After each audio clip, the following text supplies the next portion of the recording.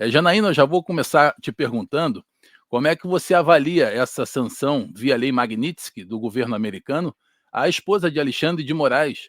E também queria que você, no decorrer da sua fala, colocasse para a gente sua visão da atuação judicante do ministro.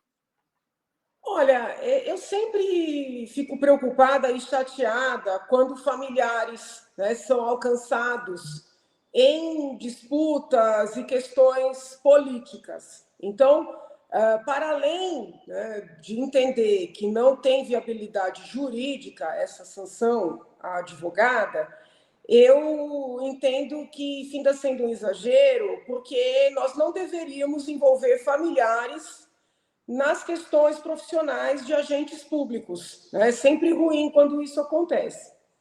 Então, com relação a esse ponto, seria essa a minha percepção. Com relação ao ministro, eu tenho falado publicamente, sempre de maneira muito respeitosa, que não vejo juridicamente respaldo para a maioria das decisões do ministro, tá? Pelo menos nesse período histórico, né? O ministro é sabidamente um grande jurista, foi uma das pessoas mais jovens a ingressar na carreira do Ministério Público, ocupou todos os cargos públicos que se possa imaginar, então ninguém questiona a capacidade técnica dele. Até por isso, assusta, né, o fato de ele insistir em se colocar como autoridade competente para julgar as pessoas que alegadamente teriam planejado contra a sua vida, teriam orquestrado o seu sequestro ou ameaçado a sua pessoa, os seus familiares. Mesmo agora, nesse caso mais recente, envolvendo o deputado federal Eduardo Bolsonaro, eu fiquei muito surpresa ao ler a denúncia e verificar que o Procurador-Geral da República já endereça a denúncia ao ministro Alexandre de Moraes, né? Então, aí nós temos dois problemas. Problema número um, não seria o caso em dar início a uma ação penal nova, lançar essa ação para livre distribuição? Eu entendo que sim. Mas, independentemente dessa discussão, como é que nós podemos admitir, lendo a denúncia e verificando que o centro do crime que é atribuído ao deputado é justamente a coação, ou uma suposta coação, ao ministro Alexandre, tá? Seria uma coação no curso do processo. Então, como é que pode o ministro supostamente coagido ser a autoridade judicial responsável para conduzir o processo contra seu suposto algoz? Então, assim, esse tipo de situação me obriga a criticar, né? Me obriga.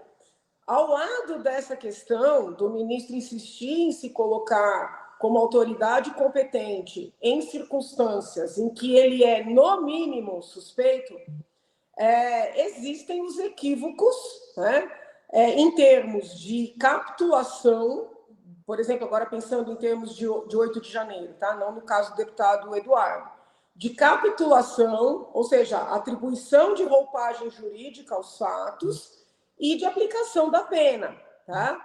Não tem como sustentar, impossível, aplicar cumuladamente os crimes de supressão do Estado Democrático de Direito e golpe de Estado.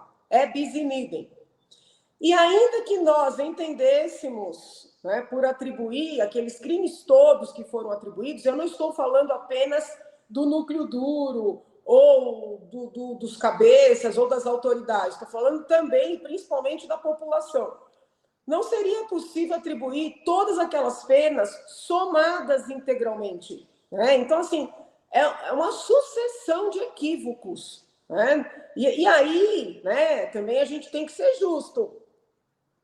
Esses equívocos não são só do ministro Alexandre, porque, muito embora ele esteja capitaneando tudo que vem acontecendo no Supremo Tribunal Federal, os demais, com exceção agora do ministro Fux, e no início desses julgamentos todos, do ministro Barroso, que divergiu, os demais estão consentindo.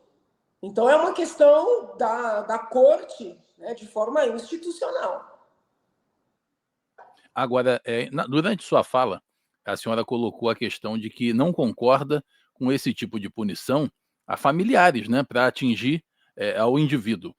Essa prática, ela também é adotada pelo ministro Alexandre de Moraes, que recentemente agora foi a esposa de Eduardo Bolsonaro, né, que ele acabou estendendo a ela uma medida que seria para atingir ao deputado federal. A senhora entende que ele também erra quando faz isso? Entendo que erra, e entendo que erra principalmente quando afeta menores de idade, porque nós temos pelo menos uns 2 casos.